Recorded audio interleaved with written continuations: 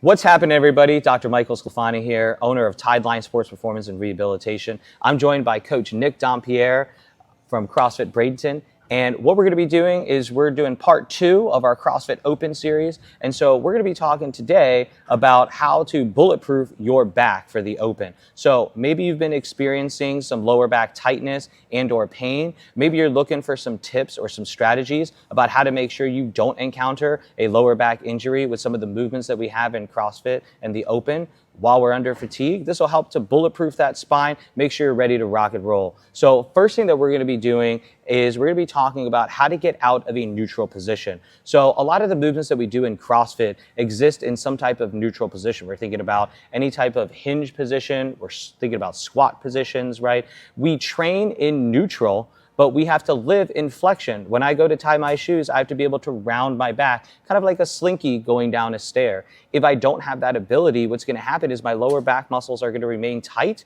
and they have the potential to spasm on me if I continue to hold them in that neutral position. So we're trying to get out of that extended neutral position and more into a flex position. That'll be really helpful for us, especially while we're under duress or under fatigue in the middle of working out. So the first thing that we're gonna do to accomplish that is we're gonna do something called a Jefferson Curl. I do not know why they're called Jefferson Curls. I have a patient that calls them Benjamin Curls sometimes. You're welcome to call them whatever president or American hero you would like to. We're gonna refer to them as Jefferson Curls. So what we're gonna do is we're gonna have Coach Nick go up against the wall, and we have a light kettlebell. I believe this one's about 13 pounds. And what we're gonna do is we're gonna go up against the wall. We're gonna be about 1 shoe length away from the wall. He's gonna have his bottom up against the wall. We're gonna tuck the chin.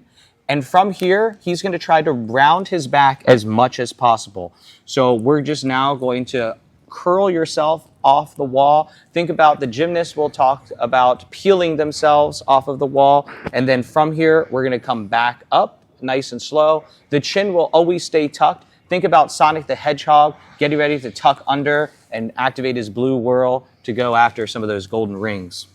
If you feel this too much in your hamstrings, maybe your hamstrings are not as flexible or as mobile as you'd like to be. Nick does a lot of mobility work, and so his hamstrings are mega flexible. Maybe yours aren't.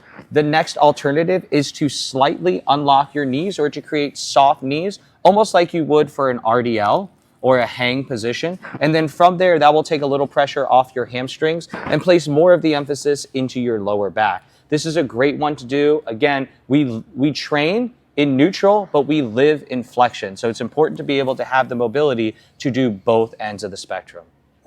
So next movement that we're gonna do is we're gonna go over how to actually build and bulletproof the spine extensor muscles or that lower back muscle. Talk a lot about bodybuilders, they look for that Christmas tree effect. We're gonna actually show you a way to help to strengthen those erector muscles. So what we're gonna be doing is I'm gonna have Coach Nick lay down on his stomach on this box. You can either use a box or a bench depending on what's most comfortable for you. What we're gonna be doing is we're gonna be doing reverse hyperextension. So from here, we're gonna start with a straight leg and we're gonna raise his leg straight up into the air and then come back down, and we're gonna alternate legs. Now, what's nice about the single leg reverse hyperextension is that this will actually train the opposite side of your back. As Nick raises his right leg up, this will actually help to train or strengthen the left side of his lower back. When he raises his left leg up, this will strengthen the right side of his back.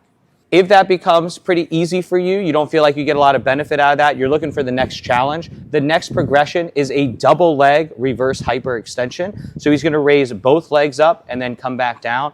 Some gyms will incorporate Supermans into their warm-up. This is sort of like the lower half or the bottom half of the Superman, but instead we're off of the edge of the box to allow for a little bit more range of motion. This again is gonna build a lot of resiliency in those lower back muscles. Those muscles are small, they're tiny, and they are oftentimes the first ones to go when you're under fatigue in the middle of a workout. So then third thing that we're gonna do to help to bulletproof your back is now we're gonna work on some rotation around your spine.